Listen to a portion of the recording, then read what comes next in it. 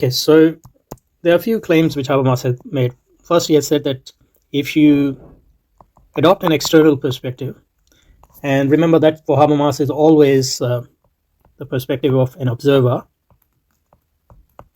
who has no access to the internal perspective of the participants. So just to give you a mundane example, so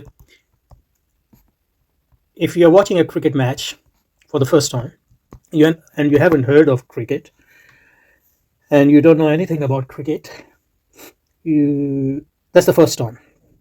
So as a human being, you're a human being. You know sports and things, so you can describe cricket as an observer who has no access to cricket as a player, or as a so into it. I don't have internal perspective because that's the first time I'm watching cricket. So I know people are playing, and I can describe their action, but that description can never come close to describing the game of cricket.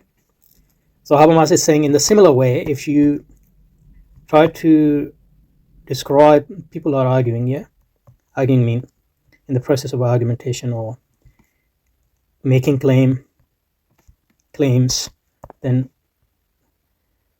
giving reasons for those claims, defending objections against those claims. So this is the process of the game of argumentation. So if I've never seen this game before or this practice before, I cannot describe from outside. Obviously I can describe their actions, and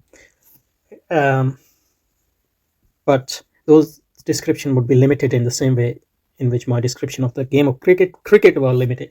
And unless I have an access to the game of cricket as a player or a potential player, I will never be able to describe cricket from within, from the perspective of the participants. In a similar way, if I've never been involved in argumentation, and obviously as a human being, all of us are involved. So that's the bit of a complicated situation, because it is entirely possible that some human beings haven't seen known cricket at all, and they are watching it for the first time. But every human being living in society knows what argumentation is, implicitly at least. So when Klein says that I'm just going to describe it from the perspective of external observer, or Habermas makes this distinction. This distinction is actually, in a sense, an artificial distinction anyway. But Habermas's point is clear. What he's saying is you can't describe argumentation from a purely external perspective unless you have a perspective of a participant. So that's the first thing. And on that score, he thinks that Klein is all right. Klein is not restricting himself to.